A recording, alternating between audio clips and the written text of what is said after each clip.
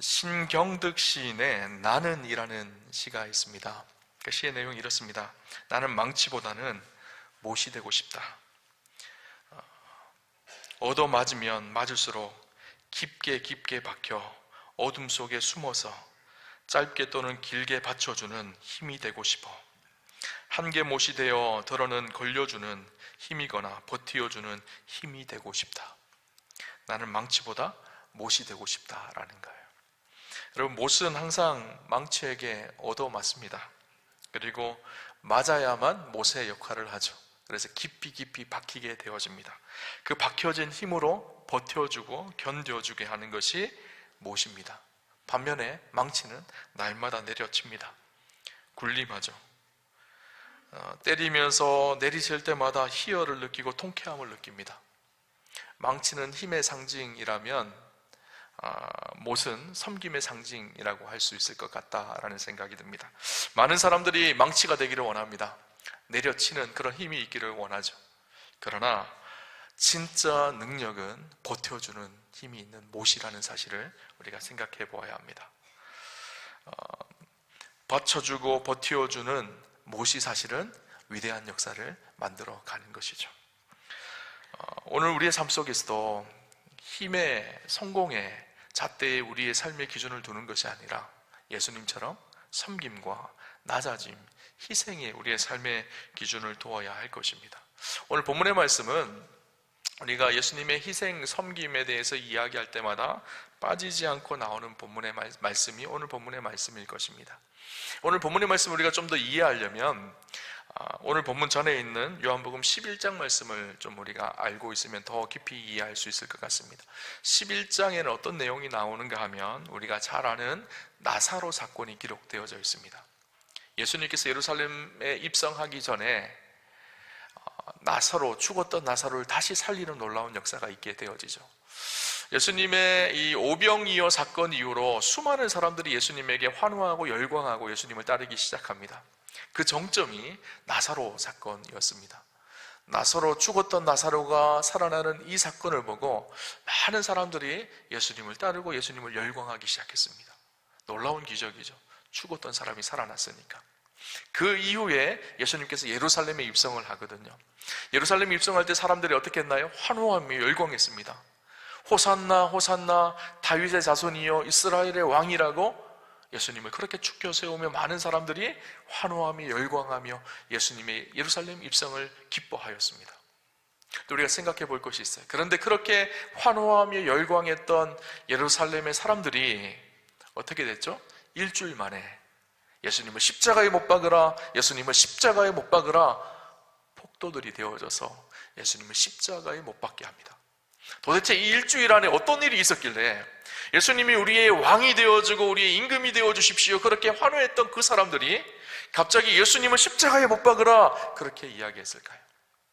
사람들은요, 예루살렘에 입성하시는 예수님을 보면서 어떤 생각을 했는가 하면 오병이어의 기적, 나사로가 살아나는 이 기적을 보면서 예수님이 진짜 우리의 왕이 되셔야겠다.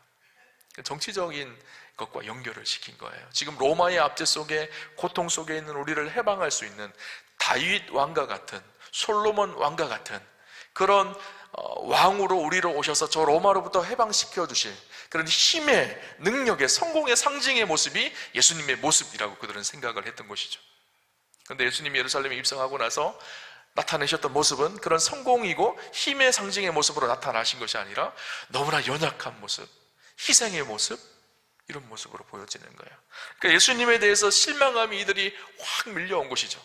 그토록 기대했던, 자기들을 저 로마로부터 해방시켜 줄 수 있는 전사 같으신 분이 예수님일 줄 알았는데 그런 분이 아니라 계속 십자가에 죽는 이야기 하시고 낮아지고 섬겨야 된다는 이야기 하시고 그 모습이 못마땅했던 거예요. 그러니까 자기들이 생각했던 메시아의 모습이 아니었던 것이죠. 군림하는 왕이 아니라 고난의 종으로, 섬김의 종으로 오신 예수님의 모습을 보고 실망했던 것입니다. 오늘 본문의 말씀은 지금 예루살렘에 입성하고 나서 수많은 사람들이 예수님을 향해서 환호하며 예수님 우리의 임금이 되어 주십시오, 예수님 우리의 왕이십니다 이렇게 막 그렇게 열광하는 그런 분위기 속에 예수님께서 하신 말씀이 오늘 본문의 말씀이거든요. 그들의 열광주의 앞에 찬물을 끼얹는 소식 같은 말씀이었었어요. 사실 23절 24절을 볼까요? 이렇게 말합니다. 예수께서 대답하여 이르시되 인자가 영광을 얻을 때가 왔도다. 내가 진실로 진실로 너희에게 이르노니 한 알의 밀이 땅에 떨어져 죽지 아니하면 한 알 그대로 있고 죽으면 많은 열매를 맺느니라. 예수님 지금 무슨 말씀하고 있죠? 수많은 사람들이 당신이 우리의 임금, 당신이 우리의 왕이 되어 주십시오, 당신이 이스라엘의 왕입니다, 다윗 왕과 같은 다윗의 자손으로 오실 메시아입니다, 정치적으로 저 로마로부터 우리를 해방하실 분입니다, 이렇게 막 하나오고 있는 그들을 향해서 뭐라고 말씀하시는가 하면 한 알의 밀이 되어 내가 땅에 떨어져 죽어지고 썩어지는 것, 그래야지 열매를 맺는다라고 말씀하고 있는 것이죠. 오늘 말씀에 비추어 보면요, 우리 그리스도인들이 가지고 있는 오해 한 가지를 볼 수가 있습니다. 무엇인가 하면 하나님의 영광에 대한 오해입니다.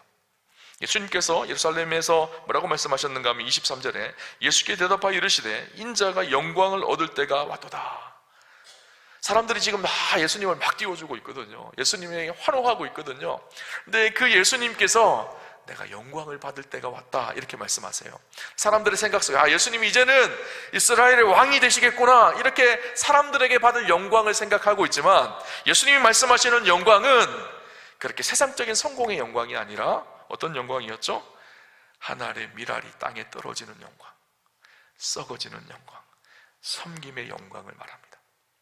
많은 그리스도인들이 생각하기에 우리가 세상적으로 성공하면 그것이 영광이 된다라고 생각을 합니다. 내가 그리스도인인데 세상적으로 좋은 대학에 들어가고 좋은 곳에 취직하고 승진하고 내 연봉이 많아지고 좋은 집에 살면 내가 영광이구나, 하나님께 영광을 돌렸다, 이렇게 생각을 하죠. 간혹 우리가 연말이 되어지면 TV에 시상식 하는 게 나오잖아요. 크리스찬들이 그렇게 시상식에 이야기합니다. 이 대상을 받은 것 하나님께 영광입니다 라고 이야기합니다. 물론 그것도 영광이 되어질 수는 있겠죠.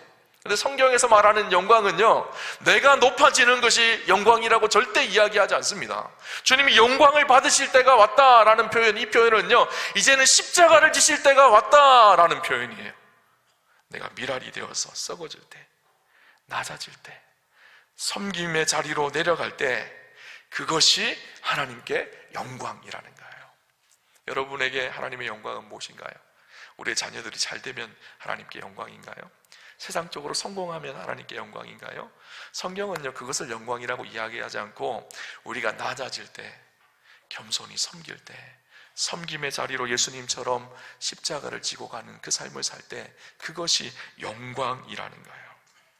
여러분, 오늘 말씀에 비추어 보면 한 알의 밀이 땅에 떨어져 희생이 있어야 하나님께 영광이라는 것입니다. 그래서 우리가 하나님의 영광을 위해서 산다라고 할 때 우리가 가장 먼저 고백해야 될 것이 무엇인가 하면 어떻게 썩어질 것인가, 어떻게 내가 섬길 것인가, 어떻게 낮아질 것인가, 이것을 생각해야 합니다. 여러분, 신앙생활의 아주 중요한 본질은요, 성공이 아닙니다. 섬김입니다. 많은 사람들이 신앙생활하고 예수를 믿는 이유가 세상의 성공이 자기 신앙생활의 이유라고 생각을 합니다.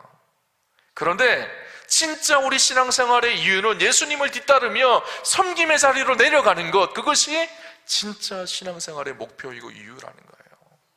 성공은요, 수단입니다. 무엇에 대한 수단일까요? 섬김을 위한 수단이거든요. 여러분, 우리가 하나님의 은혜로 높은 자리로 올라갈 수도 있습니다. 사람들이 인정하는 자리에 설 수도 있습니다. 저는 이거 나쁜 일이라고 생각하지 않습니다. 그러나 하나님께서 그 자리를 주신 이유가 무엇일까요? 섬기라고 주시는 것이거든요. 섬김이 목표이고 성공은 수단이라는 거예요. 많은 사람들이 뒤집어서 생각합니다. 성공이 목표이고 섬김을 수단으로 생각합니다. 십자가를 수단으로 여깁니다. 내가 열심히 섬겼으니까 하나님 나 성공하게 해주십시오. 이것은 잘못된 신앙이라는 거예요. 하나님께서 성공하게 해주시면 내가 열심히 그 자리에서 섬기겠습니다.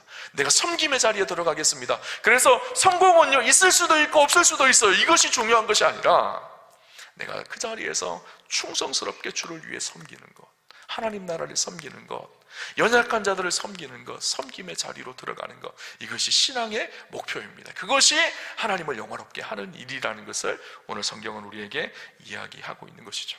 여러분들은 성공 수단으로 여기십니까? 아니면 성공을 목표로 여기십니까?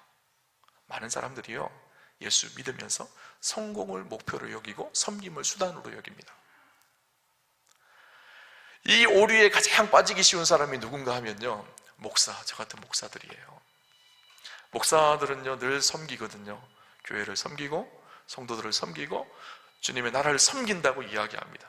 그러나 그 섬김 속에 어느 순간 마음에 교만함이 들어오기 시작하면 그 섬김을 이용해서 자기가 영광을 취하려고 하는 자리에 잘못하면 앉기 쉬운 사람이 저 같은 목사들이거든요. 그래서 늘 긴장해야 될 것이 무엇인가 하면 성공에 대한 유혹에서 벗어나는 일입니다. 성공을 수단으로 여기고 섬김을 목적으로 여기는 일인 것이죠. 저 여러분의 인생이요, 성공이 수단이고 섬김이 목적이 되는 축복이 있으시기를 주님 이름으로 축원합니다. 예수님이 그것 때문에 오셨거든요. 그래서 마가복음 10장 45절을 보면요, 예수님이 이 땅에 오신 이유를 이렇게 말씀하십니다. 인자가 온 것은 섬김을 받으려 함이 아니라 도리어 섬기려 하고 자기 목숨을 많은 사람의 대속물로 주려 함이니라. 예수님이 이 땅에 오신 이유는 섬김을 받으려 함이 아니라, 사람들에게 영광을 받으려고 함이 아니라 오히려 대속물로 자신을 내어줘 섬기기 위해서 이 땅에 오셨다라는 것을 이야기하고 있는 것이죠. 저 여러분은 누군가요? 그리스도인이잖아요. 그리스도인은 어떤 사람인가요? 그리스도를 따르는 사람들이에요. 예수님은 우리의 구주로 고백하고 그분을 닮아가는 사람이잖아요. 예수님도 성공을 위해 사시지 않으셨습니다. 섬김을 위해 사셨습니다. 저와 여러분도 어떻게 살아야 될까요? 성공이 인생의 목표가 아니라 섬김이 우리의 인생의 목표여야 합니다. 사실 복음의 역사, 하나님 나라의 역사는요, 예수님처럼 누군가 하나님 미랄이 되어져서 겸손히 섬기는 섬김의 사람들을 통해서 기독교 2000년 역사는 흘러왔어요. 우리 우암교회가 106년의 역사가 있습니다. 100년 교회이죠. 근데 106년의 역사가 그냥 온 것이 아니에요. 누군가는 눈물로 섬기고 누군가는 희생한 사람들이 있기 때문에 106년의 역사가 있는 거예요. 여러분, 제가 오늘 한 여성을 소개하려고 하는데요, 이분은 섬김의 모습이 어떤 모습인지 우리에게 잘 보여준 한 분입니다. 이분이 선교사님이신데요, 서서평 선교사님이에요. 여러분 들어보신 적이 있는지 모르겠어요. 본명이 엘리자베스 셰핑입니다. 이분이 독일 출신인데 미국에서 간호사로 있었다가 일제강점기인 1912년 미국 남장로교회에 파송을 받아서 우리나라의 의료 선교사로 들어오게 되어집니다. 그가 인생을 마칠 때까지 당시의 일제시대의 조선에 머물면서 가난하고 힘들고 연약한 사회적 약자들을 돌보며 섬겼던 일들을 합니다. 당시에 여성의 인권이 형편없었거든요. 여성들을 교육하고 가르치는 일을 했고, 한센병자들, 그들을 치료하고 돌볼 수 있는 기관이 없었는데 소록도에 한센병 병원을 만든 사람이기도 합니다. 사람들이 그를 조선의 어머니라고 불렀습니다. 그래서 미국 장로회는 그녀를 가장 위대한 선교사 7인 중에 한 명으로 그녀를 뽑았습니다. 그녀는 당시 32살에 조선에 들어왔어요.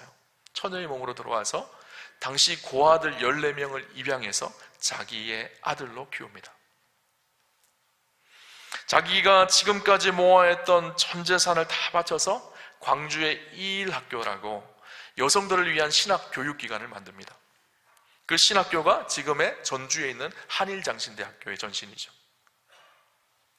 한센병자들을 위해서, 한센병자들을 돌보고 치유하기 위해 소록도에 한센병원을 만들었죠.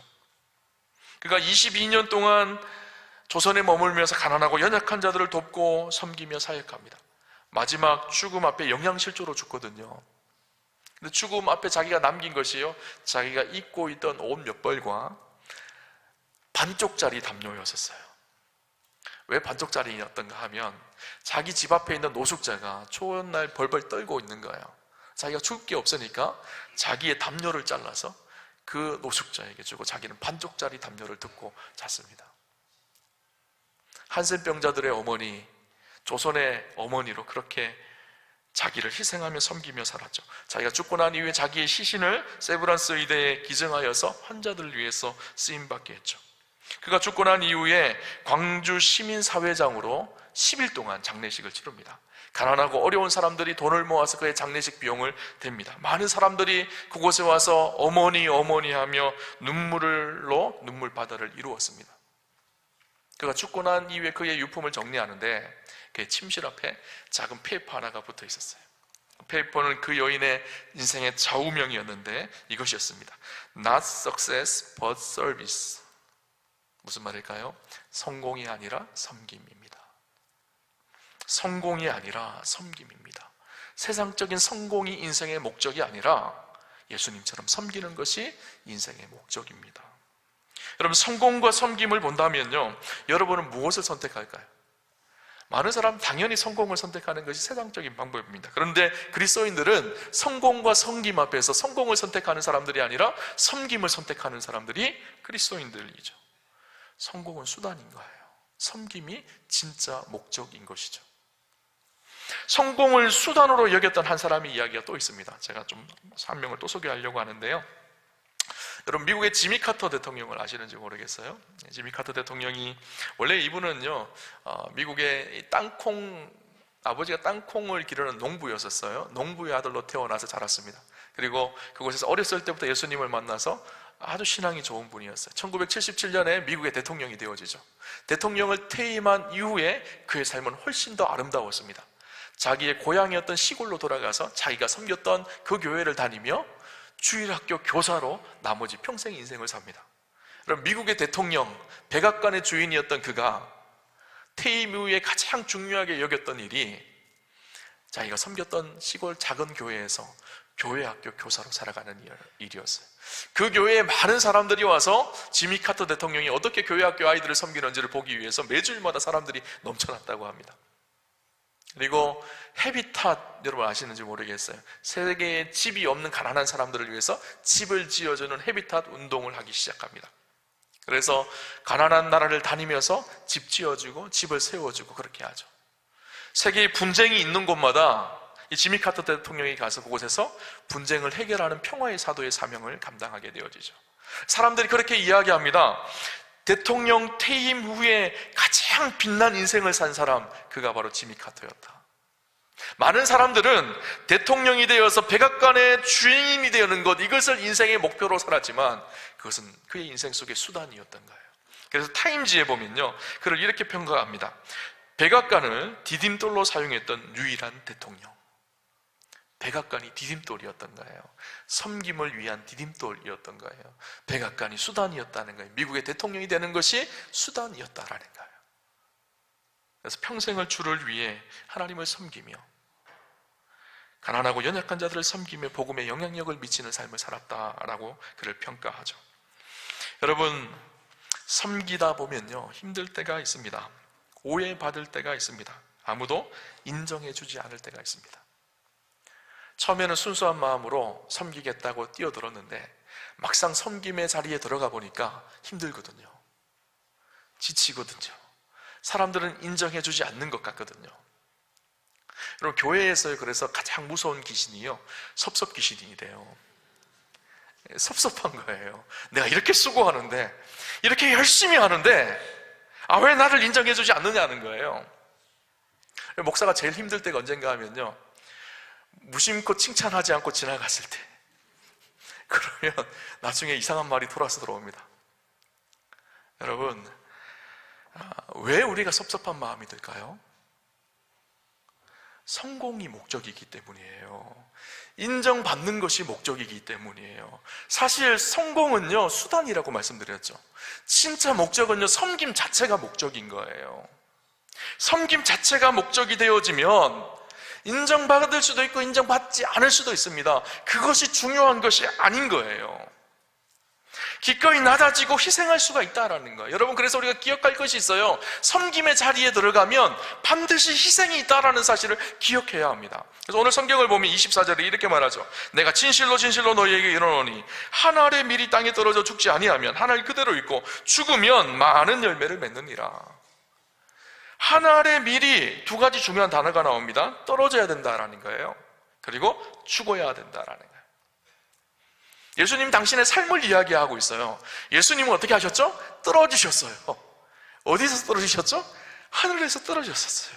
하늘의 모든 영광, 보좌를 다 버리고 인간의 몸을 입고 가장 낮은 모습으로 종의 형체를 가지고 이 땅에 내려오셨어요. 떨어지신 거거든요. 그리고 죽으셨어요. 어떻게 죽으셨죠? 십자가에 당신을 내어주셔서 죽으셨어요. 떨어지고 죽음으로 섬김을 행하셨던 거예요. 여러분, 섬김이 무엇일까요? 낮아짐과 희생으로 나의 것을 내어줌으로 섬김을 받는 대상의 만족감을 누리게 하는 것, 이것이 섬김입니다. 그래서 섬김은 사실 쉽지 않습니다. 섬김에는 희생이 있거든요. 우리가 보통 섬김하면 가장 먼저 생각하는 우리의 물질을 희생하는 것 쉽지 않죠. 우리의 시간을 내어드리는 것 쉽지 않습니다. 물질을 내어드리는 것도 힘들고 시간을 내어드리는 것도 힘든 일이지만 가장 힘든 일은 무엇인가 하면요, 그 섬김을 위해 우리의 생명을 쏟아놓는 것, 이게 정말 힘든 일이죠. 우리 주님이 그러셨어요. 당신의 생명을 십자가에 쏟아 놓으셨어요. 우리를 섬기기 위해서. 저와 여러분은 다 섬김을 받은 사람들이에요. 주님의 생명의 섬김을 받은 사람이죠. 그 섬김을 받았기에 우리도 예수님처럼 그분의 뒤를 따르며, 예수님께서 그렇게 말씀하셨죠. 내가 너희를 섬기는 것 같이 너희도 서로 섬기라. 제자들의 발을 씻기시면서 내가 너희를 섬기는 것 같이 너희도 서로 섬기라. 예수님을 뒤따르며 섬김의 자리에 서는 것, 그것이 마땅히 우리의 위치라는 거예요. 이 섬김이 참 쉽지 않습니다. 잘 되지 않습니다. 오늘같이 섬김에 대한 설교를 들으면 내가 예수님 닮아서 섬겨야 되겠다라고 말하지만 교회 문밖을 나가면요, 힘든 거예요. 좀 더 누가 알아줬으면 좋겠고, 좀 더 나를 기억해줬으면 좋겠고, 내가 피곤하고 내가 지치는 것이 너무 힘든 거예요. 그래서 섬김의 자리에 서려고 하지를 않습니다.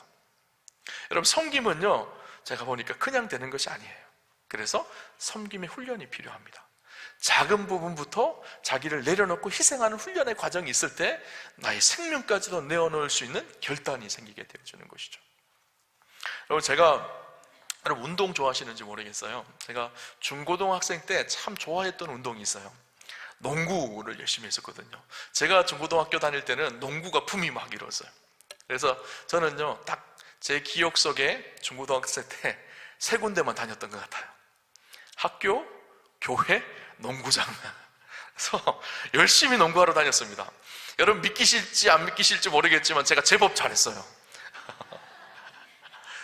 그래서 그때를 생각하고 지금도 가끔씩 농구장 가거든요. 청주대학교 농구장을 가는데, 한 번은 이제 얼마 전에 홍진기 목사님 농구를 좋아하거든요. 그래서 홍진기 목사님하고 둘이 농구를 하러 갔어요. 그래서 마음은요, 아직도 고등학생인 거예요. 3점 슛을 던지는데 3점 슛을 여기서 딱 던지면 마음 같아서 날아가서 정확하게 딱 골인이 될 것 같은데 날아가지가 않는 거예요, 공이. 제가 고등학교 때는 막 점프력이 그래도 좀 상당히 있었던 것 같아요. 탁 뛰어서 타보면 농구 골대를 막 대었거든요, 손으로. 근데 지금도 마음 같아서는 대일 것 같은데 이만큼 차이가 나더라고요. 살도 치고 운동도 안 해서 안 되는 거예요. 마음은 그렇게 하고 싶은데 몸이 안 움직이는 거예요. 우리 신앙생활도 저는 그렇다는 생각이 들어요. 마음은 그렇게 살고 싶은데, 예수님처럼 섬기며 희생하며 그렇게 살고 싶은데 몸이 안 따라가는 거예요. 조금만 수고스럽고 조금만 희생이라는 생각이 들면 하기 싫은 거예요. 제가 만약에 계속 운동을 열심히 했어요. 그래서 지금보다 훨씬 더 날씬하고 운동도 잘해서 열심히 했다 그러면 지금도 여전히 그때처럼 슛을 쏘면 3점 슛을 막 쏘고 지금도 막 그렇게 링에 손을 올리고 막 그랬을 것 같아요. 그런데 안 했거든요, 운동을. 그래서 몸이 그 옛날의 모습을 다 잃어버린 거예요. 우리 신앙생활도 마찬가지입니다. 우리 몸이 못 따라가는 거예요. 육신의 욕망이 못 따라가요. 육신의 소욕이 하나님의 말씀과 약속을 따라가지를 못하는 거예요. 그래서 우리가 마땅히 우리의 마음으로는 주를 섬기며 하나님 나라를 섬기며 희생하며 예수님 닮기를 원하는데 우리 육신의 욕망과 소욕이 우리를 자꾸 잡아당깁니다. 그렇게 하지 못하도록 어떻게 해야 될까요? 다시 훈련하셔야 돼요. 작은 것이지만 주를 위해 희생하는 훈련, 작은 것이지만 섬기는 훈련을 하셔야 돼요. 이것이 쌓이면 내가 예수님을 점점 닮아가게 되는 것이죠. 그리고 우리의 삶 속에 예수님처럼 때가 되어지면 우리의 생명도 내어놓을 수 있는 그런 헌신과 결단도 우리의 삶 속에 일어나게 되는 것입니다. 교회는요, 그래서 이 섬김을 훈련하는 장소예요. 우리 예수님의 본을 따라서 섬김을 훈련하는 곳이죠. 그런 교회에서, 또 여러분의 목장에서, 여러분의 삶에 살아가는 여러 곳에서, 어떤 사람은 교회 식당에서, 어떤 사람은 안내로, 어떤 사람은 방송실에서, 어떤 사람은 찬양대로, 여러 가지 모양으로 이 섬김을 통해서 섬김을 훈련하고 배우는 거예요. 사순절을 우리가 시작했습니다. 사순절에 우리가 십자가를 생각하며 바라보는 절기이죠. 사순절을 생각할 때, 십자가를 바라볼 때 우리가 기억해야 될 것이 무엇인가 하면 십자가는 섬김의 십자가였다라는 거예요. 그래서 우리가 어떻게 하면 이 사순절 기간 동안 섬김을 훈련해야 될까를 생각하셔야 합니다. 사순절 40일 캠페인을 하죠. 그 중에 한 가지가 무엇인가 하면 천사운동을 하고 있어요. 천사운동이 어떤 의미인지 아세요? 천사, 내 마음이 천사같이 되었으면 좋겠다 하는 운동일까요? 천사가 무엇인가 하면요, 1000원씩 40일이에요. 그래서 앞에 달을 따서 천사인 거예요. 무슨 말인가 하면 그 저금통에 매일 1000원씩 헌금하는 거예요. 그래서 40일 동안 모이면 4만 원이 되겠죠. 그럼 1000원이요, 사실 큰 돈이, 요즘에 큰 돈이 아니잖아요. 커피 한 잔을 마시려고 해도 5,000원, 6,000원 줘야지 커피 한 잔을 마십니다. 커피 한 잔 마신 셈 치고 헌금하는 거예요. 그래서 그 돈을 모아서 어디에 사용하려는가 하면요, 시골의 연약한 교회, 어려운 교회들을 좀 섬기려고 합니다. 우리 교회는 도시에 있는 교회라서 그래도 성도들이 모여서 함께 예배를 드리고 부족함이 없거든요. 근데 시골 교회들은요, 제가 가보면 좀 너무너무 안타깝습니다. 어르신들만 남아 계셔요. 할머니, 할아버지들 10명 내외가 그렇게 모이는 교회들이요, 태반이에요. 그분들을 좀 섬기면 좋겠다라는 생각이 들어요. 그래서 사순절이 끝나면 그 모아진 재정으로 우리가 이 시골교회와 함께 걷기 운동을 하려고 합니다. 그래서 상반기 한번, 하반기 한번 이렇게 날짜를 정해서 주일날 국내 선교팀을 중심으로 해서 일부 예배를 드리고, 그 선교팀은 그 시골교회에 가서 같이 예배를 드려주고 같이 식사도 하고 같이 전도도 다니고, 그리고 교회에 혹시나 수리할 부분이 있으면 수리도 하고, 그렇게 그 재정을 사용하려고 해요. 작은 섬김이지만 여러분, 섬김을 한번 훈련해 보셨으면 좋겠어요. 그 섬김을 통해서 하나님께서 영광을 받으실 것을 기뻐 바라보셨으면 좋겠습니다. 탄속음식 하잖아요. 탄속음식이 뭔가요? 우리의 욕심과 욕망 때문에 하나님이 창조하신 창조세계가 깨어지고 망가지고 있거든요. 우리가 그 부분을, 작은 부분이지만 섬기는 거. 이번 주에 해야 될 일이 뭔지 아세요? 종이컵 사용하지 않고 텀블러 들고 다니기예요. 아무것도 아닌 작은 일인 것 같지만 우리의 작은 섬김을 통해서 그것이 하나님 앞에 기쁨이 되어지는 일인 것이죠. 8월달에 단기 선교여행을 준비하고 있습니다. 여러분, 8월달, 7월달, 8월달 많은 사람들이 해외여행 가잖아요. 휴가 때문에 해외 다니잖아요. 2번, 3번 여행 가면 한 번 정도는 우리가 주를 위해서 좀 선교여행도 같이 가셨으면 좋겠다라는 생각이 들어요. 그래서 그곳에서 선교사님도 섬겨드리고, 또 그곳에 현지 교회들을 섬겨주며 하나님 나라가 어떻게 이루어지는지도 함께 목도하고 하나님의 꿈을 꾸는 그런 은혜가 있었으면 좋겠다라는 생각이 듭니다. 세상 사람들이 봤을 때는 이 섬김이요, 좀 어리석게 보이기도 합니다. 그런데요, 이 섬김은요, 궁극적으로 누구를 섬기는 섬김이 되는가 하면 예수님을 섬기는 섬김이 되어집니다. 성경을 한번 볼까요? 고린도전서 12장 5절에서 7절 말씀인데요, 이렇게 말합니다. 직분은 여러 가지나 주는 같으며 또 사역은 여러 가지나 모든 것을 모든 사람 가운데서 이루시는 하나님은 같으니 각 사람에게 성령을 나타내심은 유익하게 하려 하심이라. 5절에 보니까 직분은 여러 가지나 주는 같으며 이렇게 기록을 하고 있어요. 표준세 번역으로 보니까 이렇게 번역을 했습니다. 섬기는 일은 여러 가지지만 섬김을 받으시는 분은 같은 주님이십니다. 우리가 주님의 몸된 교회를 여러 가지 은사로 섬깁니다. 어떤 사람은 찬양의 은사로, 어떤 사람은 봉사의 은사로, 어떤 사람은 가르치는 은사로 여러 가지 모양으로 섬기지만, 사람을 섬기는 것 같지만 그 섬김을 받으시는 분이 누구라고요? 예수님이시라는 거예요. 우리의 섬김의 그 섬김을 받으시는 주체는 주님이십니다. 제가 설교를 하잖아요. 설교를 하는 거, 여러분에게 하나님의 말씀을 가르치기 위해서 여러분을 섬기는 일입니다. 가르치는 은사를 가지고 섬기는 일이죠. 제가 설교를 잘하는 사람이 아니에요. 제가 말 주변이 좋은 사람이 아니에요. 설교를 하기 위해서 사실은 열심히 고민하고 묵상하고 기도하고 설교 원고를 쓰고 설교 원고를 썼던 것을 다시 바꾸고 또 바꾸고 또 바꾸고 그렇게 계속합니다. 토요일이 되면 머리가 복잡합니다. 그래서 내 성도님들을 섬기기 위해서거든요. 그래서 성경은 오늘 뭐라고 이야기하고 있죠? 그것이 성도들을 섬기는 일이지만 주님을 섬기는 일이라는 거예요. 우리가 주님 몸된 교회를 섬기는 것, 사실은 예수님이 섬김을 받으시는 일이라는 거예요. 여러분이 섬기는 교회의 사역들이요, 그냥 사역이 아닌 거예요. 주님이 그것을 기뻐 받으십니다. 여러분, 가난하고 연약한 자들을 섬기는 것도 마찬가지입니다. 마태복음 25장에 보면 어떤 말씀이 있는가 하면, 마지막 때가 오면 양과 염소로 그렇게 나누겠다고 말씀하십니다.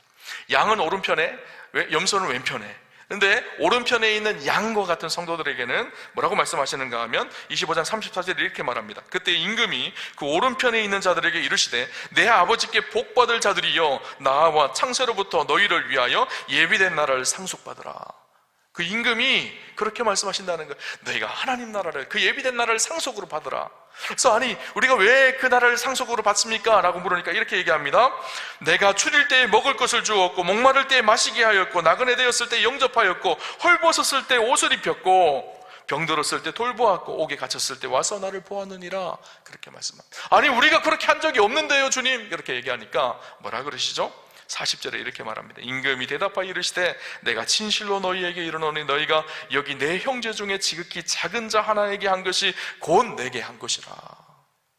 작은 자 하나를 섬긴 것이 누구에게 한 것이라고요? 주님께 한 것이라는 거예요. 여러분, 우리의 섬김은요 땅에 떨어지지 않습니다. 하나님이 기억하신 바 되는 섬김입니다. 바보 같은 천재라는 말이 있어요. 섬김을 행하면, 나를 희생하면 세상의 사람들은 바보라고 그럽니다. 아유, 어떻게 어리석게 저렇게 살아, 그렇게 말하지만 하나님 앞에서는요 다 기억이 됩니다. 그래서 세상 사람들이 봤을 때는 바보 같지만 진짜 바보가 아니에요. 하나님 보시기에는 진짜 잘하고 있는 천재예요. 우리와 함께 성도님들이 바보 같은 천재가 되는 축복이 있었으면 좋겠습니다. 세상에는 좀 어리석게 보여도 괜찮습니다. 하나님이 우리를 인정하시면 되지 않나요?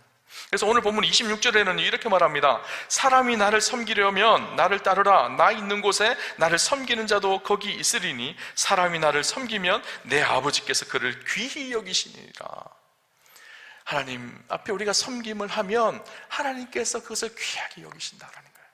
아버지가 계시는 내가 있는 그곳에 너희도 그곳에 있게 되어질 것이다 라고 그렇게 말씀하고 있는 것이죠. 하나님 앞에 존귀함을 여김을 받게 되어집니다. 말씀을 준비하면서, 설교를 준비하면서 찬송가 325장이 생각이 났어요. 우리가 잘 아는 찬송이죠. 예수가 함께 계시니 시험이 오나 겁없네. 기쁨의 근원 되시는 예수를 위해 삽시다. 날마다 주를 섬기며 언제나 주를 기리고 그 사랑 안에 살면서 딴 길로 가지 맙시다. 가사의 은혜 받으시기 바랍니다. 그렇죠? 날마다 주를 섬기며 언제나 주를 기리고 그 사랑 안에 살면서 딴 길로 가지 맙시다. 여러분, 이것이 우리의 신앙 고백이어야 돼요. 4절의 가사는 이렇습니다. 주께서 심판하실 때 잘했다 칭찬하리니 이러한 상급 받도록 예수를 위해 삽시다. 날마다 주를 섬기며 언제나 주를 기리고 그 사랑 안에 살면서 딴 길로 가지 맙시다. 주께서 심판하실 때 잘했다 칭찬하리니 이러한 상급 받도록 예수를 위해 삽시다. 여러분, 희생하며 섬길 때 힘든 일이 있습니다. 예수님도 그러셨거든요. 우리도 그분의 뒤를 따라서 섬김의 자리로 들어가면 힘들 때가 있습니다. 그런데 우리가 기억해야 될 것이 있어요. 사람들은 인정하지 않지만 하나님께서 인정해 주신다라는 거예요. 그리고 마지막 심판의 때에 칭찬하시는 그때가 있다는 것을 기억하였으면 좋겠습니다. 저는 우리와 함께 성도님들이 망치 같은 인생이 아니라 목 같은 인생이었으면 좋겠어요. 예수님처럼 겸손히 섬김의 자리에 들어가서 겸손히 섬길 때, 예수님 바라보며 섬김의 자리를 걸어갈 때 착하고 충성된 종아 내가 잘하였다 그렇게 칭찬받는 하나님의 사람들 다 되시기를 주님 이름으로 축원합니다.